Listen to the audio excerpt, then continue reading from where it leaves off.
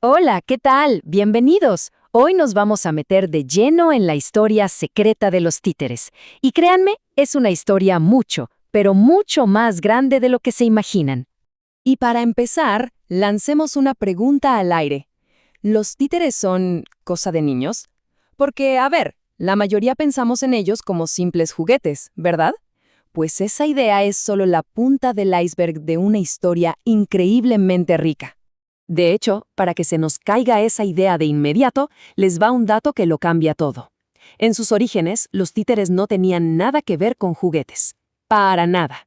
Eran de hecho objetos sagrados, pura magia y ritual. Muy bien, entonces vámonos al principio de todo. Vamos a viajar bien atrás en el tiempo, a esos orígenes súper misteriosos de los títeres, a una época de puros mitos y rituales. Fíjense en esto. Es una cita del Popol Vuh, que es, bueno, el libro sagrado de los mayas, y dice algo alucinante, que la historia de los hombres de palo, o sea, los muñecos, empieza antes que los dioses crearan a los hombres. Imagínense qué tan arraigados están en nuestros mitos más antiguos. Ok, pero ¿de dónde salieron? Aquí la cosa se pone interesante, porque hay todo un debate. ¿Será que nacieron en un solo lugar, como la India, y de ahí se fueron regando por el mundo con los viajeros? ¿O nacieron al mismo tiempo en un montón de culturas distintas, como por arte de magia? Es un misterio, la verdad, pero nos dice que esto es una necesidad muy, muy humana. Y bueno, hablemos de casa. Acerquémonos a nuestro continente, porque mucho antes de que llegaran los españoles, aquí en América ya existía una tradición de títeres súper, súper rica. Y la prueba de qué tan antiguos son es increíble. A ver, piensen en esto.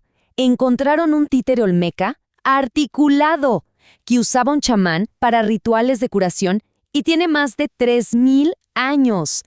Ojo, también hay figuras de arcilla de Teotihuacán del año 300 y hasta un monolito maya donde se ve clarito a un titiritero con un títere de guante. O sea, es una locura lo antiguo que es esto. Y lo clave de todo esto es esa conexión entre la persona, el titiritero, y lo sagrado.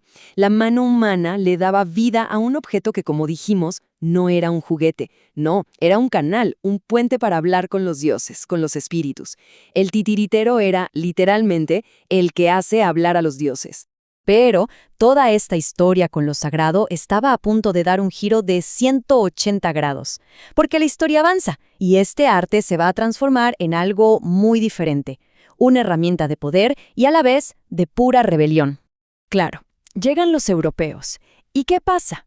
Que se dan cuenta del poder que tienen los títeres. Pero no les interesaba el arte, no. Lo que vieron fue una herramienta súper efectiva para influenciar a los pueblos indígenas. Y aquí es donde la cosa se pone de película, porque es como si el títere tuviera dos caras. Por un lado, los misioneros españoles los usaban para enseñar el catolicismo, con obras de teatro religiosas. Y por el otro, la gente del pueblo los usaba a escondidas para reírse y criticar a esos mismos españoles. El mismo objeto usado para la conquista y para la resistencia. Lo importante aquí es entender que este espíritu rebelde del títere, el de decirle sus verdades al que manda, no fue cosa de un día, duró siglos. De hecho, miren, hasta los años 40, en México, se usó para la propaganda antifascista, una tradición de resistencia que no se rinde. Y ese espíritu, ese poder de comunicar y criticar, no desapareció. Al contrario, encontró nuevas formas de expresarse. Así que avancemos un poco en el tiempo, hasta los siglos XX y XXI, porque aquí el títere vuelve a cambiar de trabajo, por así decirlo, y se convierte en educador. Hoy en día, a los títeres los vemos por todos lados. Se usan para enseñar en escuelas, claro, pero también en anuncios de tele, en propaganda política y hasta en proyectos de desarrollo social. Es que su capacidad para adaptarse es infinita. Y aquí tenemos un ejemplo buenísimo. ¿Por qué funcionan tan bien para educar? Porque los títeres tienen esa capacidad de conectar de una forma especial. Crean lo que un experto llama un carácter mágico. Y eso, bueno, abre la puerta a la creatividad, a que la gente se exprese, rompe el hielo, ¿saben? Y para que quede claro que esto es algo serio, muy serio, hoy en día hasta se puede estudiar en la universidad, Por ejemplo, en Argentina hay una licenciatura en teatro de títeres. O sea, ya no es solo una tradición popular, es una disciplina académica, con todas las de la ley. Y con esto, nuestro viaje va llegando a su fin. Es un buen momento para detenernos y pensar en este recorrido tan increíble que ha hecho el títere a lo largo de toda la historia de la humanidad. Hay una frase de un titiritero, Marcel Temporal, que lo resume perfecto. Dice que el teatro de títeres es un arte total porque mezcla de todo. Escultura, pintura, música, poesía y, lo más importante, te da la libertad de decirlo todo. Es potentísimo.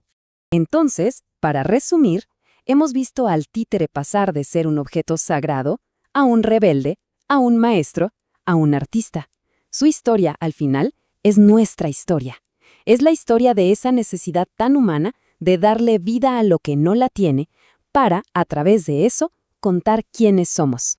Y quiero cerrar con una última pregunta para que se la queden pensando. ¿Cómo es posible que algo que sabemos que es un pedazo de madera, de tela, de lo que sea, pueda sentirse tan vivo?